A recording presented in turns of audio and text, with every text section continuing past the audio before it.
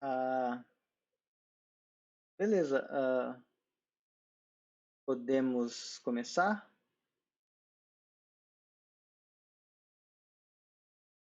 Por mim, sim. Tá, ok.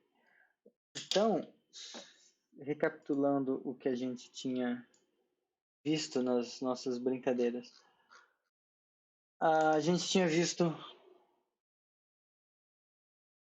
essas paradinhas aqui de você ver estruturas algébricas aparecendo em contextos aparentemente, é, como fala, sem vida, né? Completamente estéreis. A gente viu a vida florescendo. A gente viu o monoide surgindo, vimos grupos surgindo. Aí quando a gente não tinha grupos, mas tinha monoides razoáveis, a gente colocou eles na frente de espelhos e ganhou grupos. Aí vimos anéis, vimos alguns tipos de anéis bem inusitados, umas coisas assim, algumas propriedadezinhas bem chatas, operatórias e úteis. E domínios, corpos, e agora vem a parte de ações, que é na seção é a adrenalina algébrica. Bom, então, o que é uma ação? Então, a ideia de ações, daí o nome da seção ser a adrenalina, né? É quando a gente tem o seguinte tipo de situação. Então, imagina que a gente está com. A gente tinha visto que se a gente tem um conjunto X e olha o conjunto das funções que saem de X e chegam em X mesmo, isso aqui é um monoide.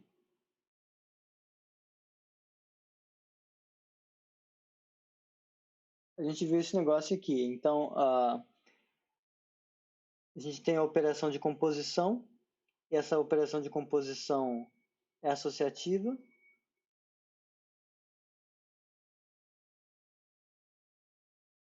E tem elemento neutro. Então, do ponto de vista do algebrista, já dá para fazer muita treta com esse negócio aqui. Dá para fazer bastante coisa. Aí, bom, a gente pode pensar na situação em que o que a gente tem não é o conjunto das funções de x em x, mas quando a gente pega esse cara aqui,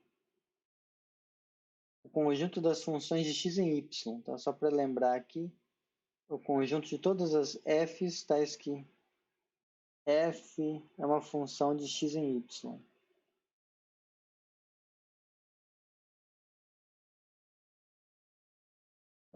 Esse rapaz, quando a gente olha para ele, primeira vez que a gente olha para ele com essa perspectiva de tentar encontrar operações e bobagens desse tipo, a gente fica com a impressão de que não tem nada de interessante aqui acontecendo. Porque você tem uma função, você pega uma função de x para y, pega uma f.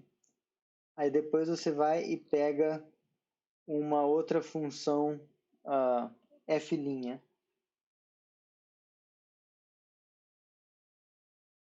Minha nossa, eu nem sei que letra é essa que eu tinha feito. F'. E a princípio, você não sabe, não há razão para a gente imaginar que tem alguma maneira de relacionar esses dois caras. Eu tenho aqui uma função f, uma função f', y, eu só sei que é um conjunto. Então, a princípio, eu fico sem ter como brincar com essas duas funções de um modo interessante, tá? Claro que a gente já viu que se esse cara aqui for um anel, for alguma coisa desse tipo, a gente pode fazer, fazer brincar com uma operação aqui, né? Mas se não tem nada, então a princípio não há como relacionar. Então deixa eu escrever isso aqui. Então, a princípio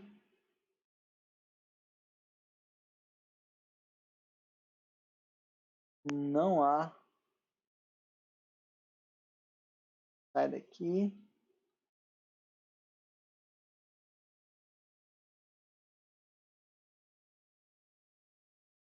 A gente não tem poder para relacionar essas duas coisas. Uma função dessa forma e uma outra função da mesma forma. Ou do mesmo tipo. Tá? Salvo as situações onde esse y já é alguma estrutura, tipo um grupo, um anel, uma coisa assim. Só que tem, apesar de, nesse sentido, esse cara ser estéreo, não ter nenhuma graça, dá para fazer uma brincadeira parcial.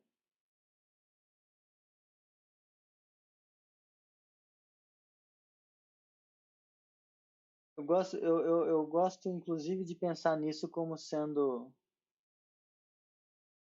alguma coisa que aquele personagem do Parque dos Dinossauros fala no filme. A vida encontra um meio. Lucas está digitando.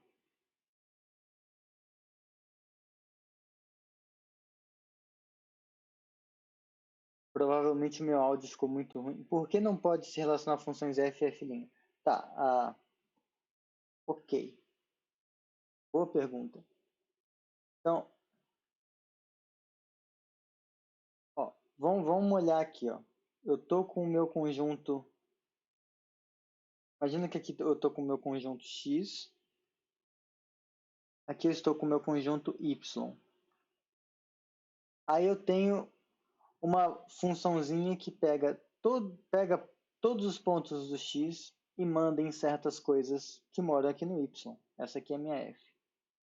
Tem uma outra função que pega todos os pontinhos do x e manda em certos pontos do y. Essa é a minha f'. A questão é, a gente tem um procedimento que cozinha uma nova função f, estrela f', digamos, que saia também do x e chegue no y, a gente precisa ter e assim, que não seja de uma maneira arbitrária, falta um pouco de informação, porque como que eu vou fazer? Tipo, se essa f' estivesse saindo do y para o x, por exemplo, eu poderia compor as duas. Mas as duas estão indo na mesma direção. Essa está vindo para cá, essa está vindo para cá. Não dá para compor. Não dá para usar composição daí. Se o y tivesse uma estrutura, se existisse uma operação asterisco aqui, a gente até poderia fazer essa função f estrela f' como sendo a função que, quando aplicada num x, vai no f do x, estrelinha, no caso asterisco, f' de x. Tá? A gente já está usando a estrutura que existe aqui para usar essas duas coisas para formar um novo tipo de correspondência, mas a princípio não tem nenhuma coisa que a gente pode fazer de razoável, porque falta informação, falta a gente saber o que pode fazer. Não sei se respondeu. Entendi. Tá. Certo. Então, mas em geral, nos contextos que a gente vai ter, esse y tem alguma estrutura. É só que eu pensei nesse problema mais para motivar, para mostrar onde as ações aparecem. Tá? Então, aqui, ó. Então, imagina que a gente está de novo com a função sai de x para y é a f.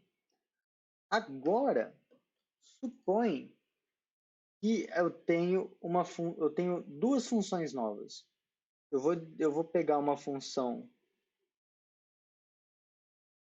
g, que sai do x para o x, e uma função y. Aliás, deixa eu fazer separado antes. Então, suponha que a gente tem essas duas funções aqui.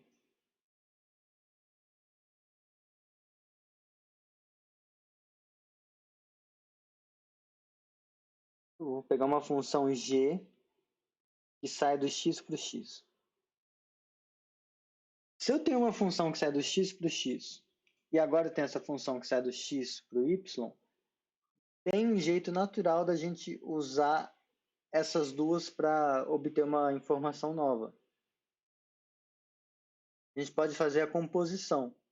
Eu posso pegar um rapazinho que mora aqui, mando ele para o g de x, que mora aqui, e aí esse rapazinho vem para cá na f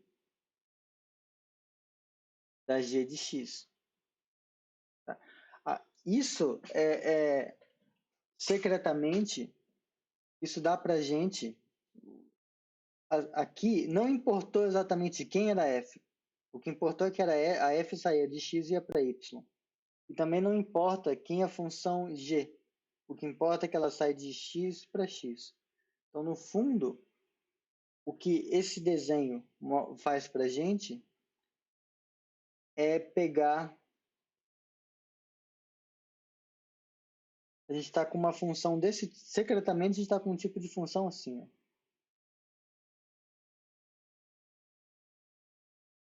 A gente está pegando uma funçãozinha f, que sai do x para o y, outra funçãozinha g, que sai do x para o x. Vou apagar aqui. E aí, essa coisa a gente está mandando no f bola g. Esse rapaz tem estrutura.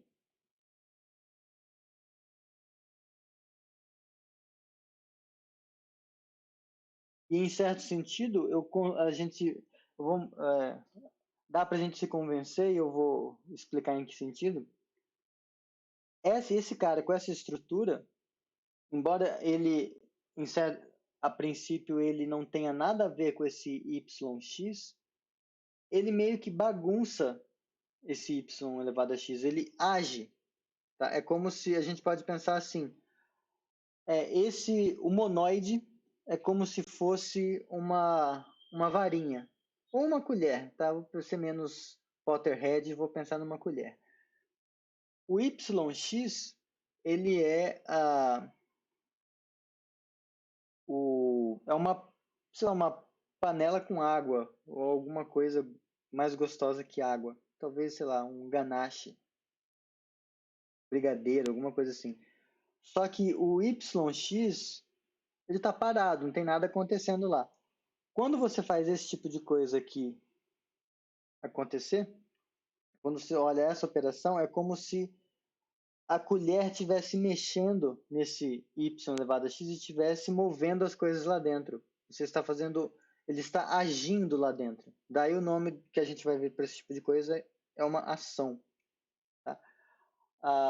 Mas que coisas interessantes tem sobre isso aqui? Ó? Então, deixa eu só dar nome aos bois para ficar mais interessante. Então, ó, esse cara aqui, vamos momentaneamente chamar com esse bolinha com um ponto dentro. Vai ser a correspondência que pega uma função aqui, duas funções, e manda nesse negócio. F bola G. Agora, olha só. Se a gente pega... Então, isso aqui é o que a gente vai xingar assim, ó. F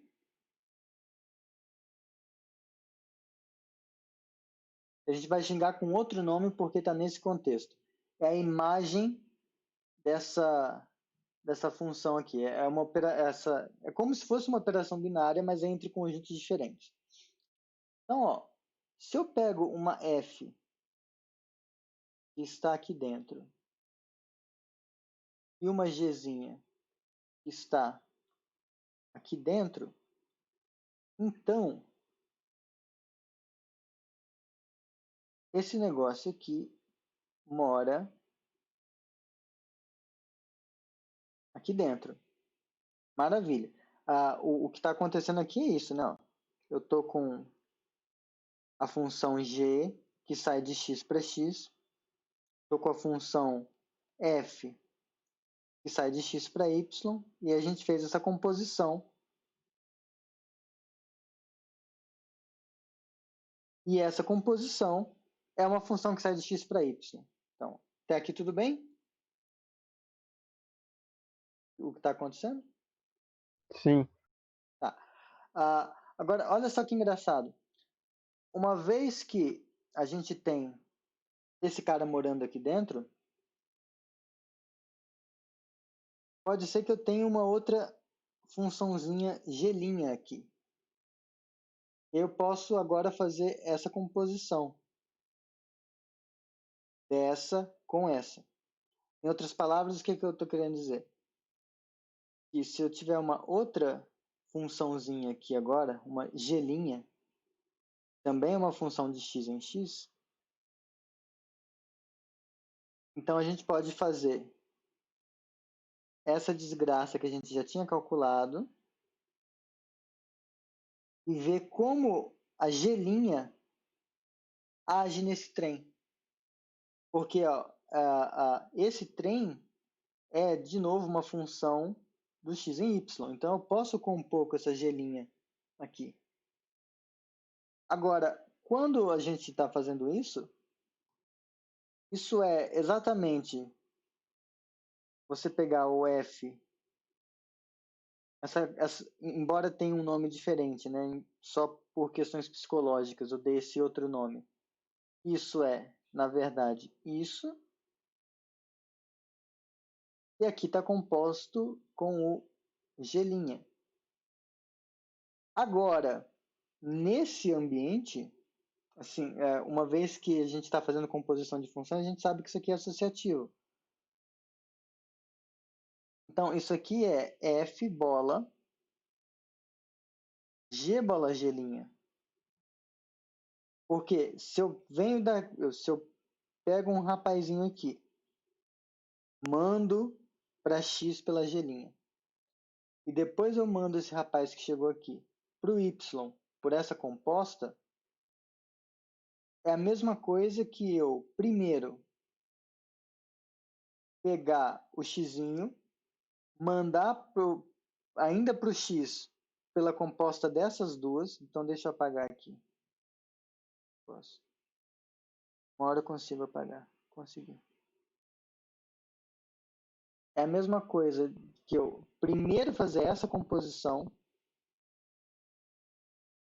Então, pego um xzinho, mando para cá e depois eu mando para f.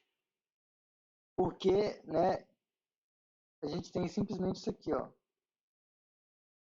F bola g, bola g' de um x.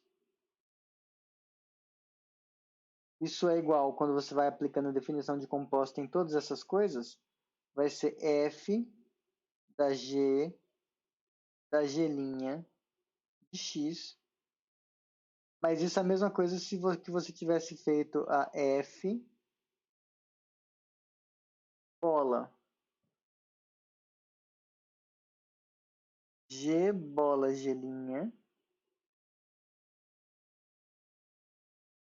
x. É a mesma coisa.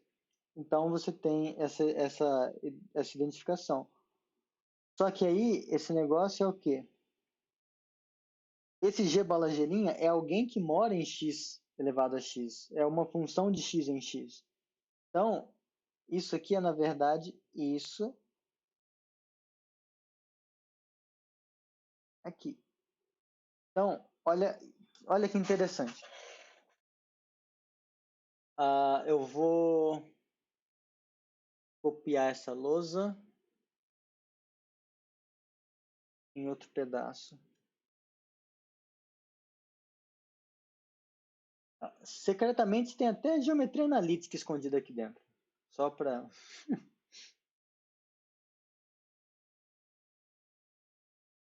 Mas aqui, ó, então o que a gente observou? Se eu tenho esse cara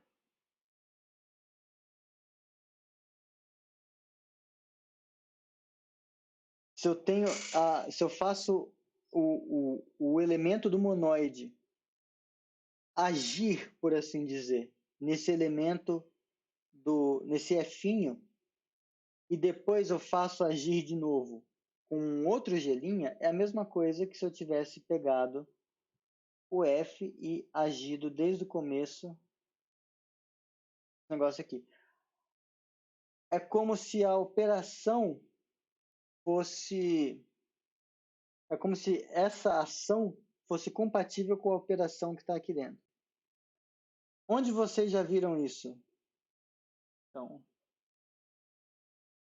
se você pega um vetor em geometria analítica, álgebra linear, onde você quiser, e multiplica... Nossa, o Gross vai ficar muito bravo comigo de eu escrever assim, mas tudo bem. Você pega um escalar alfa pertencente aos reais e pega para quem tem toque, um beta e um alfa pertencente aos reais e um V vetor, tá? Você pode dilatar esse vetor multiplicando por alfa. E aí depois você pode dilatar esse vetor de novo multiplicando por beta. Mas isso é a mesma coisa que você tivesse pegado beta e multiplicado por alfa para só depois dilatar o vetor. É o mesmo tipo de coisa que está acontecendo aqui.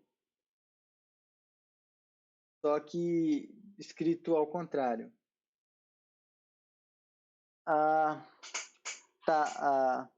Então, a gente tem essa propriedade aqui e da mesma forma se encerra o comentário. Então, da mesma forma, quando a gente tem esse F e age e faz ele agir com a identidade do X, que é o elemento neutro desse monoide, isso aqui dá o próprio F. E isso lembra aquela história de que se você multiplica um vetor por 1, dá o próprio vetor. É nessa pegada a coisa. Então, quando ocorre esse tipo de situação, onde você tem Então, quando a gente tem G, vou colocar assim, G, estrela, E,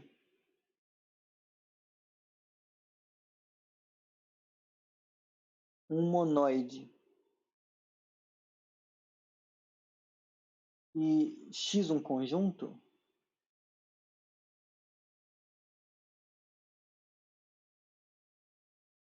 a gente chama de ação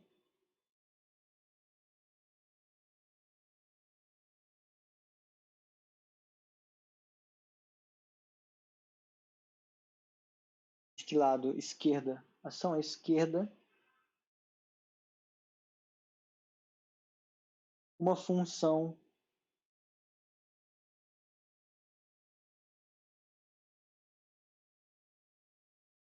colocar assim, pontinho, que sai de G cartesiano X, chega em X. Aqui justamente pela questão do espaço vetorial, é mais legal a gente deixar o escalar desse lado. No caso, escalar, no caso, a coisa que tem estrutura, a gente costuma deixar na esquerda, né? Também por motivos de bolos, mas enfim. Deixar a esquerda é mais legal. Mas é irrelevante, né? Mas, então, Genial. Tá. Ação esquerda, uma função assim, tal que essas duas coisas acontecem. Ó. Se você tiver G E aí você age esse G num H agindo com X. Isso é igual a você fazer o G operado com H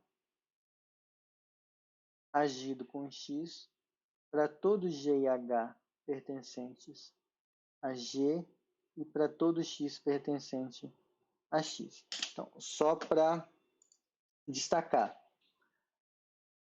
nota que como X está em X e esse H está em G, quando a gente faz H vezes X, quando a gente faz essa ação, esse negócio mora em X. Uma vez que ele mora em X, essa função me dá o direito de agir ele de novo com um cara que mora em G. Então, essas operações aqui, elas estão acontecendo, elas são essa aqui, ó. Elas dizem respeito ao G agindo em X. Agora, aqui, eu tenho um elemento do G, outro elemento do G, e eles estão operando na operação nativa do G. Então, isso aqui está acontecendo em G. E uma vez que o resultado dessa operação está em G, você tem o direito de agir esse resultado dessa operação no X. De novo, a moral da história é aquela que a gente tem com multiplicação por escalares em vetores na geometria analítica, álgebra linear. É o que está acontecendo. Então, tem que acontecer isso. E a outra coisa é que quando você faz o elemento neutro agindo num x, isso tem que ser igual ao próprio x para qualquer x que você pega. Isso é uma ação à esquerda. Esse primeiro exemplo que eu fiz, colocando essa função desse lado, no fundo é uma ação à direita, que é a mesma a definição, digamos assim, num espelho. Tá? É o que você imagina que seria, uma vez que isso aqui chama ação à esquerda, a ação à direita é quando esses parênteses dançam, mas com o G sendo colocado do lado direito. Então, ação à direita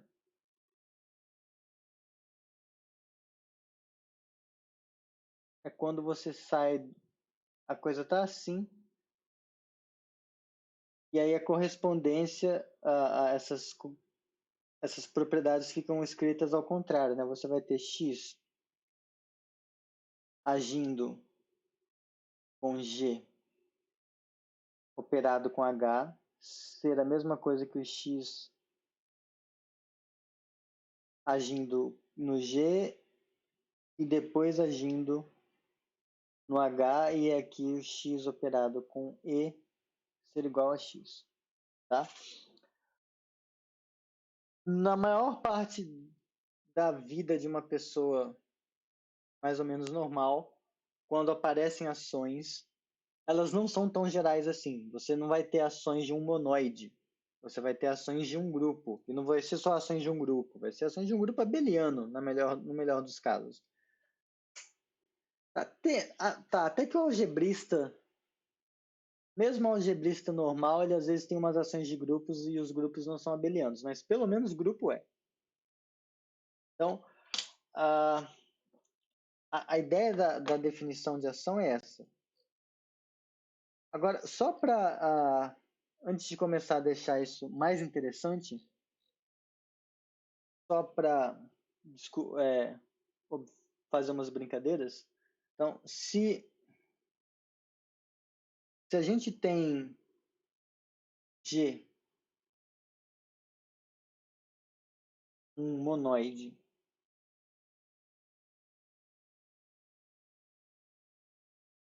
agindo em X, esse agindo você quer dizer que existe uma ação do G no X, tá? E em geral à esquerda. Por mim, só ações à esquerda prestam, enfim.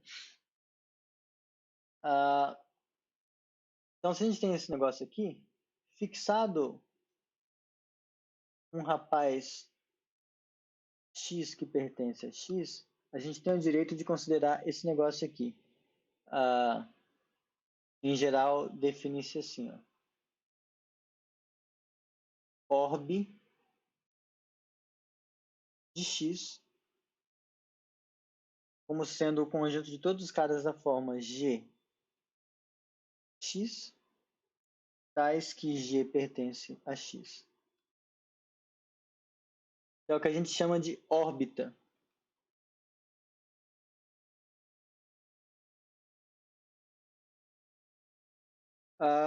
Por que esse nome, né?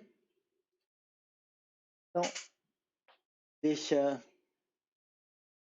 te dar um exemplo e eu vou calar um pouco a boca para, sei lá, vocês falarem alguma coisa, me xingarem, alguma coisa assim.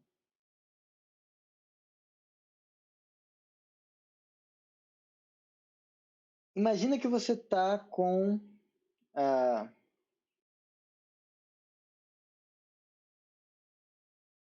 como que eu, para não ficar confuso, imagina que eu estou com esse cara aqui, ó, ômega, monoide, vou colocar assim, com a soma. Opa, não, eu quero colocar ele como monoide com produto.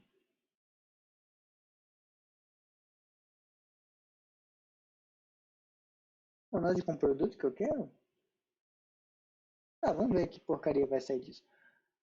E aí aqui eu faço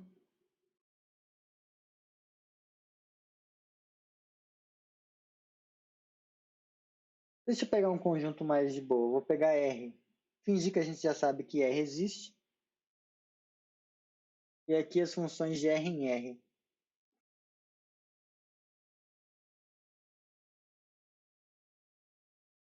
Agora, uma vez que a gente tiver uma funçãozinha f de R em R, eu vou levar essa função f nesse negócio aqui. F. O fato de ser R é irrelevante para o que eu quero, tá? É só porque se eu colocasse X ia ficar muito confuso. Esse Fn, então, se eu pegar um Nzinho, esse cara vai levar no Fn, onde o que acontece, né? Bom, f de 0 vai ser igual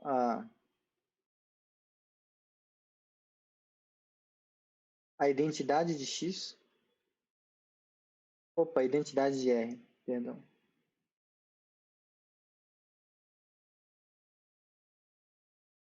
F com esse umzinho vai ser a própria F. Se a gente tiver F de 2, vai ser a F bola F. A gente pode fazer isso porque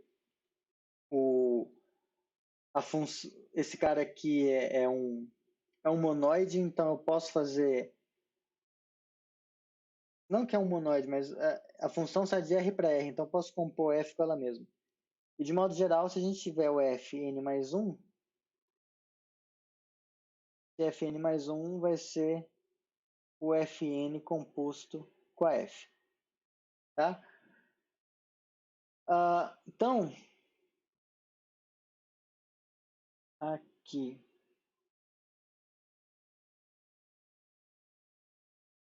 Se a gente faz então agora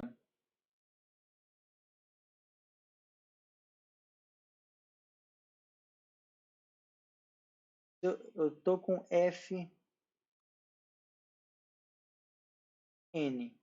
tá? Aliás, eu acho que vai ser melhor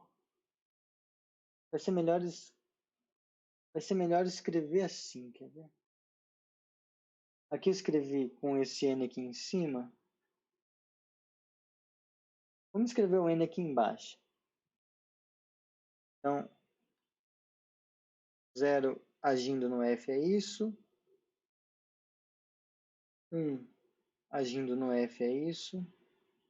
2 agindo no F é isso. N mais 1 agindo no F é você pegar o anterior com um pouco a F. Tá. Então, ó, se a gente tiver M vezes N, e aí agora agir com a F aqui, isso é você fazer esse negócio aqui, ó. Cadê? Isso é você... Minha caneta tá zoada já. É você fazer F, bola F, bola F, bola F, MN vezes. Certo? Pela definição. Pela intuição do que é aquela recursão. A gente pega o F e vai compondo com ele MN vezes. Agora, isso aqui tem MN vezes. MN é a mesma coisa que você pegar M e somar com M N vezes. Deixa eu só ver qual que vai ser melhor aqui. Não, é melhor o contrário.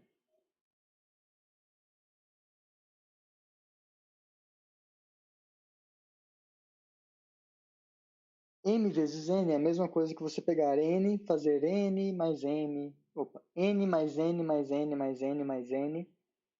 M vezes. Tá? E aqui não é difícil você se convencer, eu imagino. Alguém caiu. Ah, o Lucas caiu.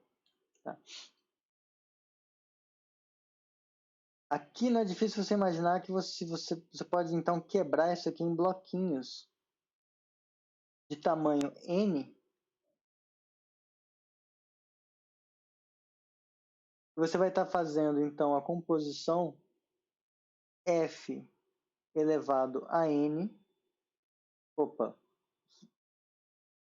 F elevado a N não. O F composto com F N vezes é o NF. Esse negócio aqui. Então, é isso aqui. Bola isso aqui. Agora, esse trem feito N vezes. E agora, esse negócio é você fazer o M agir no N que está agindo em F. Então, pelo menos intuitivamente, esse negócio é uma ação. Claro que se for fazer direitinho, dá uma recursão, uma induçãozinha mais chata, mas não é muito horrível. E então, isso mostra uma das coisas que tinha que valer para ser uma ação. E a outra coisa é que a gente tem, quando faz um agir no F, é o próprio F pela definição.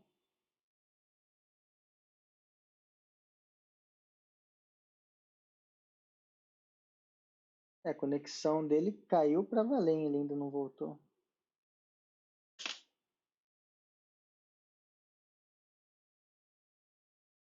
Não voltou mesmo. Mas enfim.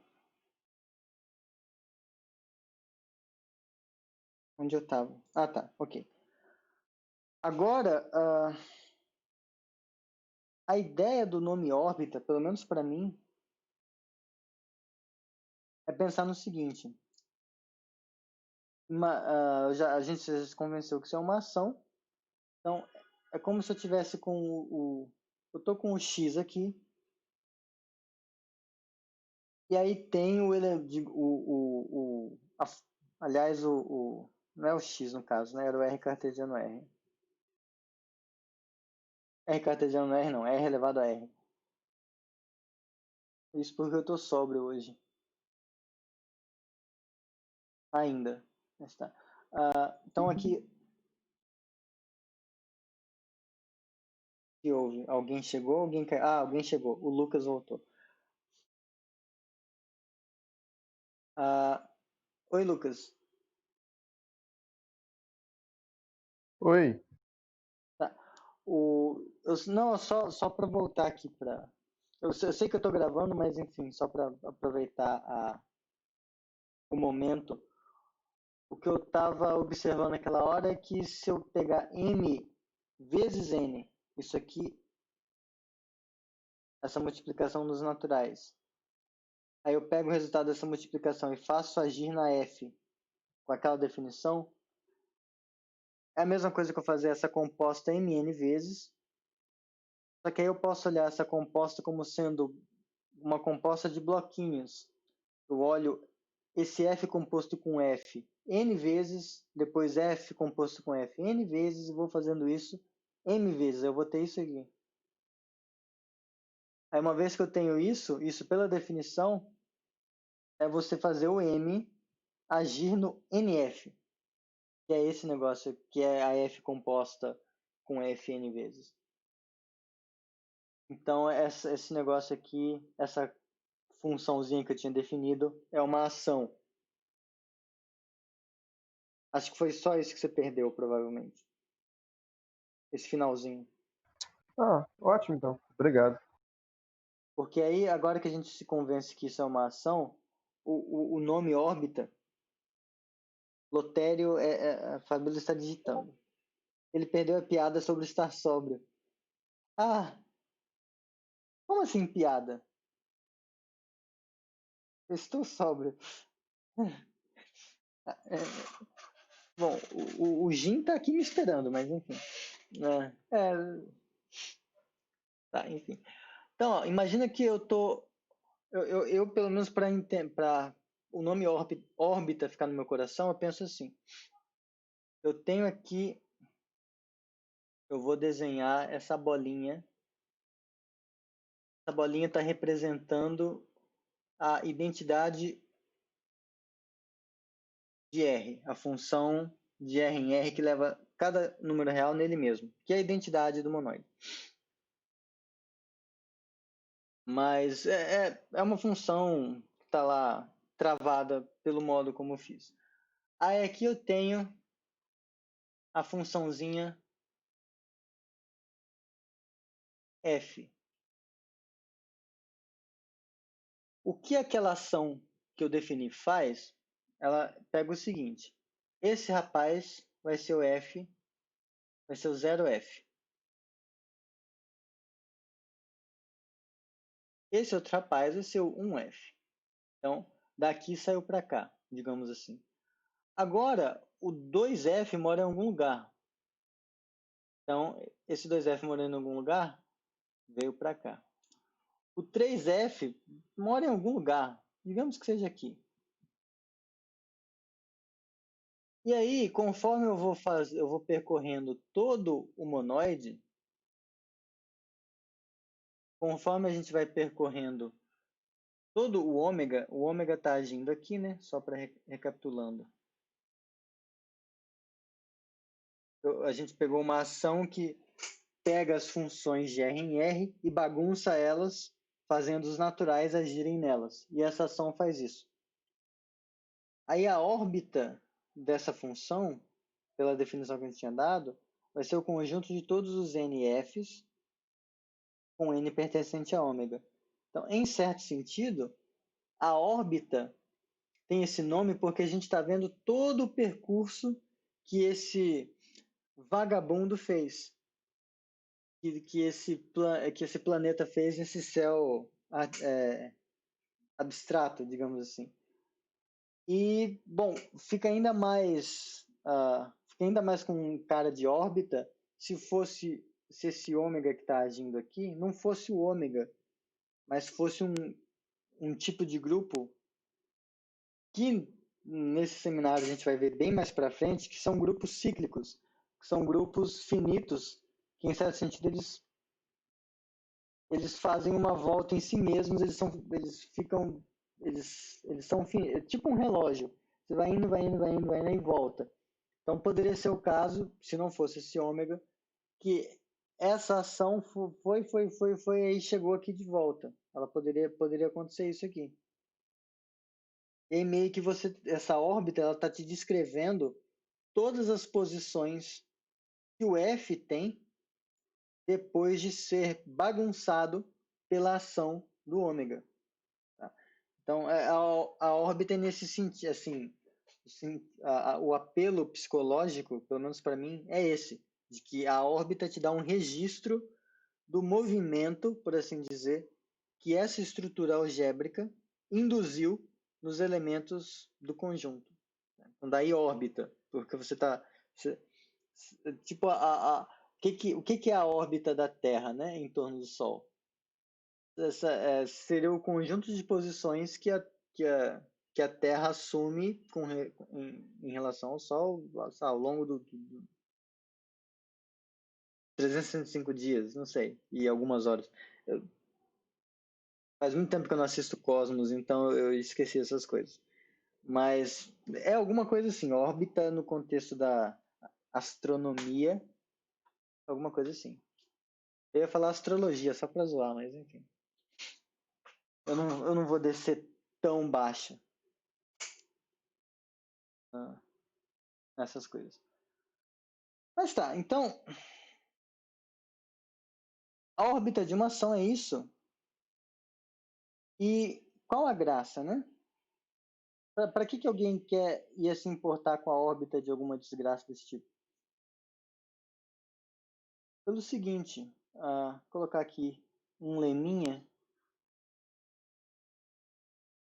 Se G é um monoide. Eu sei que esse G faz muita gente pensar que deveria ser grupo. Vai ficar claro por que deveria ser grupo agora. Se G é monoide,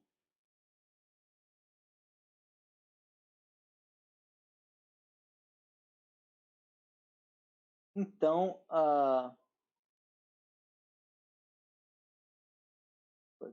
é monoide que age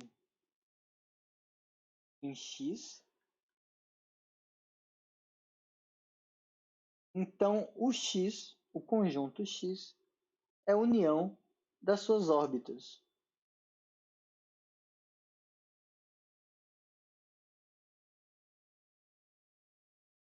Tá? Essa parte isso é relativamente bobo, por quê? Se você pega um X que pertence a X, então quando você faz o elemento neutro do grupo do monoide agir no X, isso é igual ao próprio X.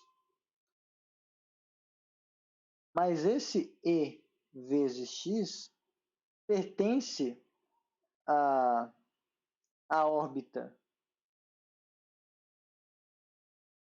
do X pela definição, pois a órbita de X é a coleção de todos os caras dessa forma. Então, em particular, quando você pega Gzinho igual a E, o EX tem que pertencer a essa coisa. Então quando você pega o EX, esse rapaz pertence a isso, porque ele é uma das instâncias das coisas que aparecem aqui. Mas o EX é o próprio X. Então, o que a gente tem é que o Xzinho pertence à órbita. Mas, como esse Xzinho é qualquer, então o que a gente mostrou é que o X... Deixa eu chamar de X', né? Só para não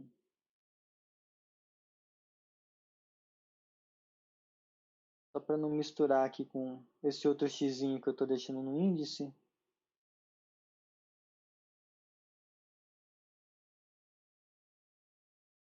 X está contido na união das órbitas dos xzinhos com os xzinhos pertencentes a x. Tá? Por quê? Para essa inclusão ser verdadeira, dado alguém aqui, eu preciso mostrar que esse alguém está aqui.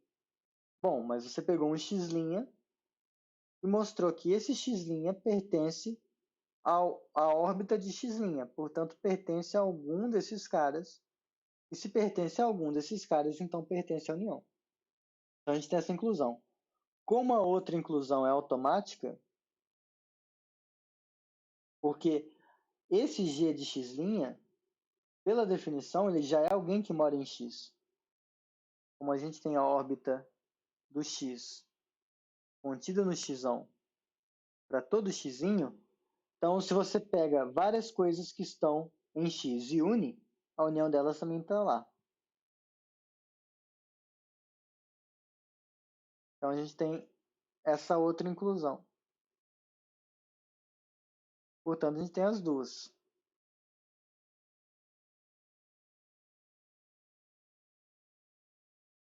E aí, o resultado disso é que nesse... Ah, saiu do lugar, pera. Esse negócio aqui deveria estar antes. Isso, deveria estar aqui. Significa que o conjunto que tá sendo bagunçado pelo monoide, você consegue escrever ele como sendo a união de várias órbitas. Então, é como se ele tivesse vários... É como se seu conjunto X é isso, você consegue escrever ele como sendo a união de várias órbitas. As órbitas dos elementos dele. Vai conseguir fazer isso. E vai conseguir cobrir, digamos assim, todo o conjunto com esse negócio. Ah, que horas são? Cadê meu mouse? Tá aqui. E aí, só para finalizar, eu tô aqui dando rage com meu mouse. Tá? Só para finalizar, então, que é o motivo de eu ter deixado a letra como G, se G é grupo, então a união é disjunta.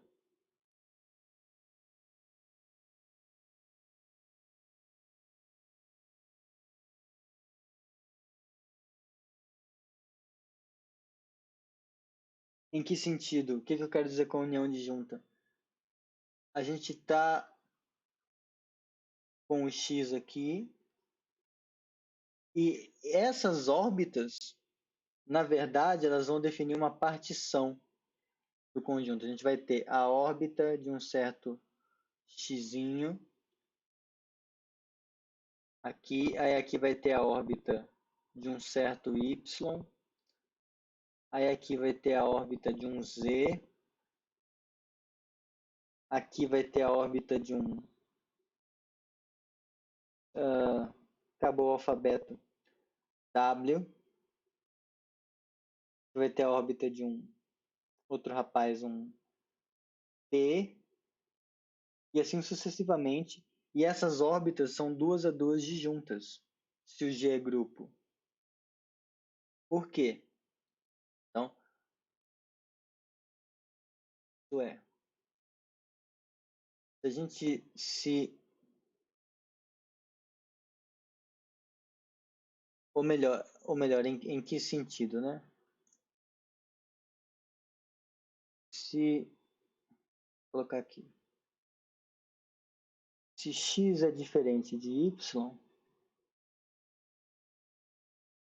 então ou a órbita de x é igual à órbita de y,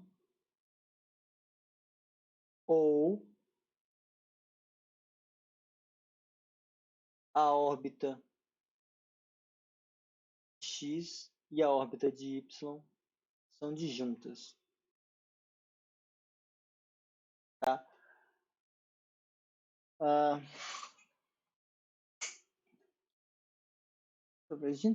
Eu tô gravando há quanto tempo, só para ver?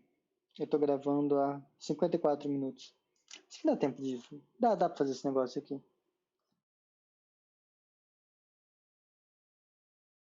que já até mostra como, como o fato do cara ser grupo vai influenciar nesse trem todo. E aí já ajuda a fortalecer um pouco mais a definição. Bom, se a gente tem, então, x diferente de y, e ocorrer que a órbita de x, se as órbitas forem iguais, ótimo. Se não, é porque elas são distintas. Mas elas sendo distintas, a gente quer concluir que elas são disjuntas. Então se tem isso aqui, então é porque ou existe alguém que pertence ao primeiro e não pertence ao segundo,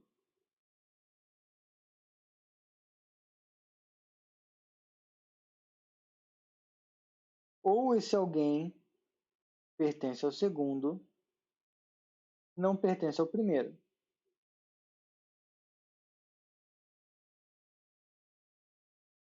E o não pertence a... Como chama o primeiro? X.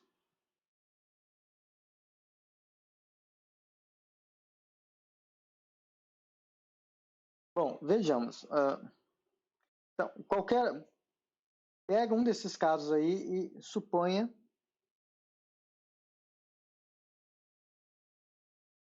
que a gente tenha... Aliás, acho que nem precisa fazer isso. Aquela história, falei que não seria trouxa, fui trouxa. Delete. A gente quer mostrar que é disjunto, então vamos supor que não é. Suponha que existe um W que pertence à órbita de X, tal que ele também pertence à órbita de W, ou de Y.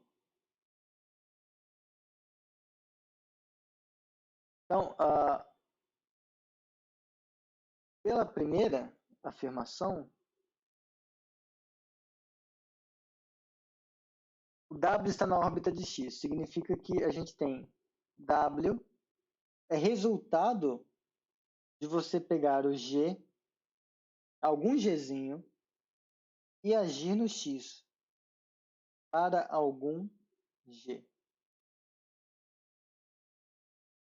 Por outro lado,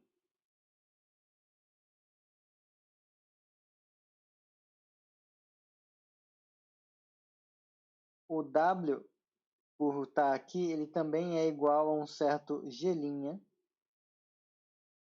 agindo em Y.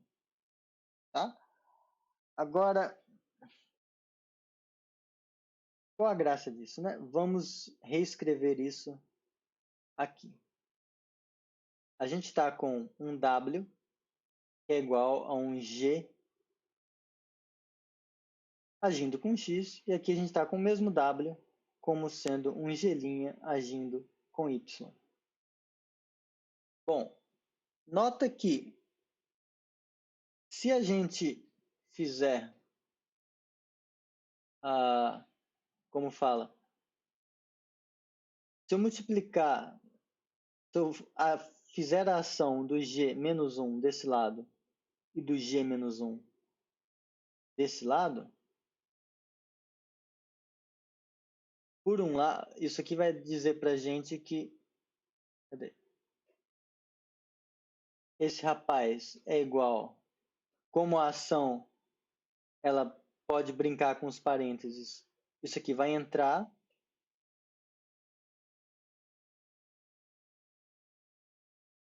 vai ficar isso aqui. Esse negócio que está acontecendo no monoide, vou até colocar a operação diferente, está acontecendo em G. Só que isso aqui é o elemento neutro. Esse rapaz dá o próprio X. Tá? Por outro lado, se eu fizer o mesmo truque aqui, G' menos 1 de W, G' menos 1 agindo com isso, foi igual a Y. Então,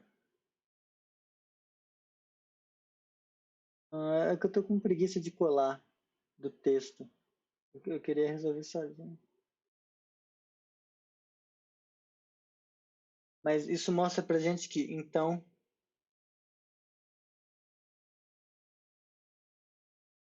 o X pertence à órbita do W e o Y pertence à órbita do W também.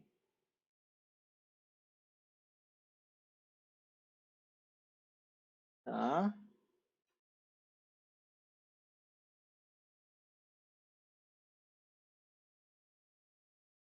A gente estava com a hipótese de que eles eram distintos, supus por absurdo que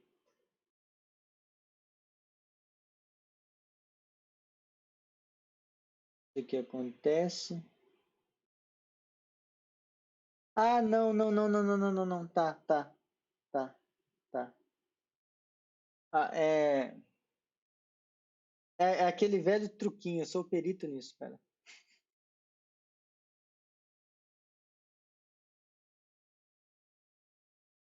Deixa esse aqui quieto.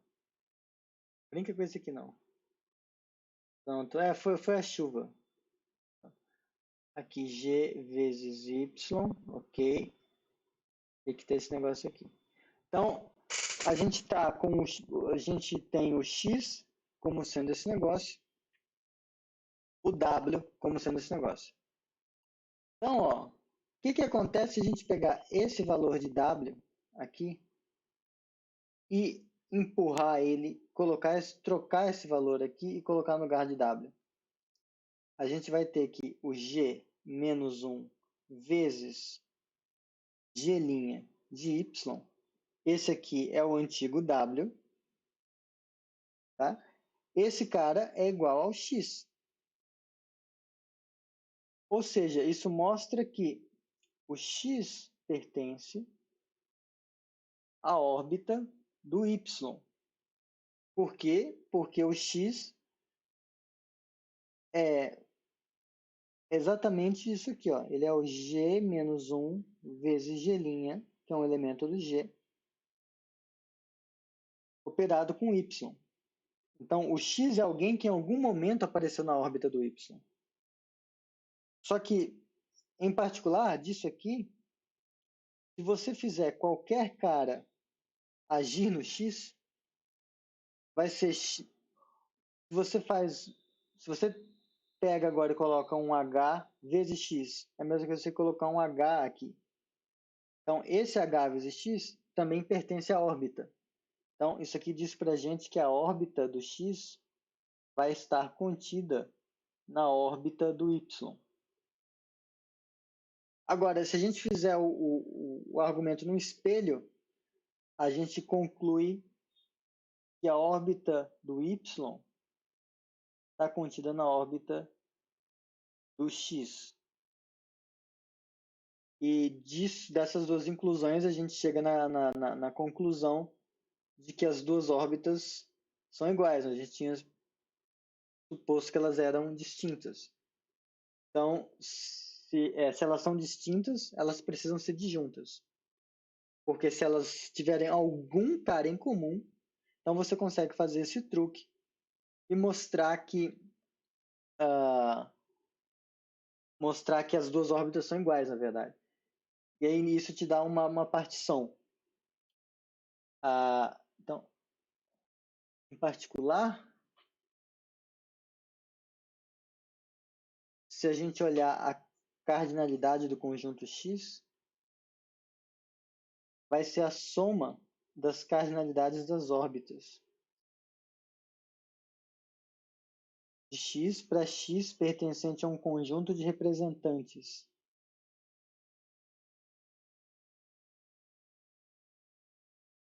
E aí, representantes da partição.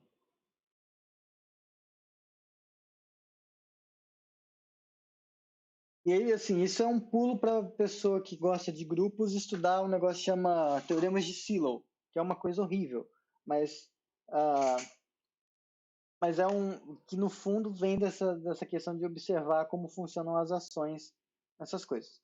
Mas, enfim, a princípio de ação, o que eu queria mais dar uma ideia de como você consegue ter uma estrutura algébrica e fazer ela agir em alguma coisa que a princípio não tem nenhuma estrutura, e como que isso, de certa forma, permite que você... De novo, eu coloquei esse cara fora de ordem. Esse cara tinha que estar na última. O conjunto X, que a princípio não tem nenhuma estrutura algébrica nem nada, se você tem um grupo agindo nele, meio que você consegue decompor ele, você consegue entender em pedaços disjuntos, onde isso aqui é determinado pelo grupo. O grupo que determina essa partição. Então, é um jeito bem explícito de ver como uma estrutura algébrica de fora mexe com coisas que aparentemente são estéreis. Tá? E aí a gente está um pulo de ver espaço vetorial, só para já dar um spoiler. Na verdade, módulo, eu vou falar de módulo, que é um espaço vetorial onde os escalares estão no anel e não num corpo, mas isso vai ficar para depois. Mas a princípio isso foi muita informação, eu vou ficar um pouquinho quieto agora. Pra, sei lá, vocês me xingarem ou falarem alguma coisa.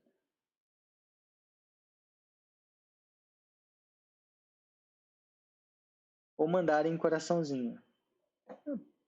Ok.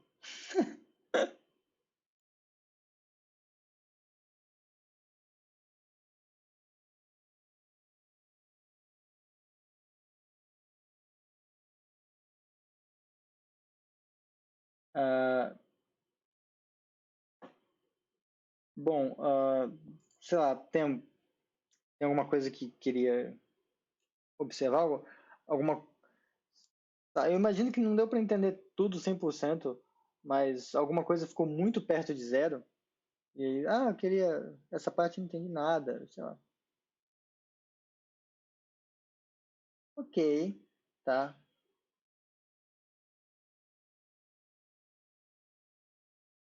Fabiola, eu não lembro se Fabiola já chegou a estudar grupos com disciplina do João da outra vez, ainda não. Mas você mas meio que secretamente você já acabou estudando, né? Assim, mas não. A Silo você não chegou a estudar, né? Eu acho. Tá, que bom. Que bom que você não estudou Silo ainda. Você vai odiar. Eu acho que você vai odiar. Não, se bem que tem umas coisinhas numéricas em Silo, assim, que tem uns truquezinhos que é cara de. Sei lá, tem umas coisas que é cara de exercício de Olimpíada, sabe? Que eu olho assim e fico falando, não, nunca vou conseguir fazer. Então acho que você vai gostar. Porque tem uns truques assim marotos, pô, que saem dessas coisas. E o. Se eu falei do Teorema de Silo, né? Que negócio é esse Teorema de Silo? Tem um resultado em grupos que, assim, se você... Como que eu falo? É meio que uma recíproca do Teorema de Lagrange, mas se eu falar do Teorema de Lagrange aqui, eu vou ter que falar de quociente, que eu não falei ainda. Mas, tipo assim, você tem um grupo, aí você consegue... Se você pega dentro desse grupo, às vezes pode ter um grupo menor. E aí, uma vez que você tem esse grupo menor, faz assim, aqui você está com um grupo Eu não sei desenhar. Você está com um grupo ameba, e aí nesse grupo você tem um outro, você tem um subconjunto aqui dentro, que coincidentemente ele também funciona como se fosse um grupo, é um subgrupo. E aí digamos que esse negócio, com isso você consiga induzir uma partição, você consegue induzir uma relação de equivalência no seu grupo original, que parte o cara, sei lá, faz uma partição do grupo. E em situações muito boas, você pode olhar essa relação de equivalência, esse conjunto de partições, como um grupo também. E aí vai valer um negócio assim, e aí, sei lá, se esse grupinho aqui, o grupo de fora era G e esse grupinho dessas bolinhas era o H, meio, aí o grupo, o conjunto dessas relações de equivalência, a gente escreve assim, e aí meio que vai valer acho que vai valer isso aqui, ó. Eu não lembro direito, mas eu tenho quase certeza que é isso. A cardinalidade desse subgrupo vezes a cardinalidade da quantidade de partições é igual à cardinalidade do grupo inteiro. É isso mesmo, porque a ideia é que quando isso aqui é finito, eu posso passar esse H dividindo, e é como se o quociente fosse realmente uma divisão. E aí, uma consequência disso é que, para o cara ser um subgrupo, que é o nome desse negócio, a cardinalidade dele precisa dividir a cardinalidade do grupo. Isso é uma direção. Aí a pergunta é, se eu tiver um número que divide a cardinalidade do grupo, será que eu consigo um subgrupo que tem aquele número de elementos? É a recíproca, né, do Lagrange. E não, nem sempre é assim. Mas usando bobagens oriundas, bobagens entre aspas, oriundas dessa igualdade aqui, o pessoal consegue criar uns critérios para, quando é isso, isso e isso, você vai ter subgrupos, vai ter tantos subgrupos, não sei o que, não sei o que. Lembra combinatória, lembra umas coisas de combinatória, porque você vai mexer muito, muito com número, muito com teoria, propriedade de divisão de números, umas coisas assim. Faz bastante continha, eu odeio. Mas Teorema de Silo é isso. Tá? E a pedra angular dele para começar a fazer é ter essa igualdade no bolso. Uma vez que você tem um conjunto X, que no seu caso vai ser o grupo, a cardinalidade dele é a soma das cardinalidades das órbitas. Tá? Mas enfim, isso é grupos por algebristas e essa não é a ideia. Mas enfim. Mas tá bom. Então eu vou encerrar a gravação já então. Acho que vai ter mais. Não sei se vai ter perguntas. Encerrei a gravação.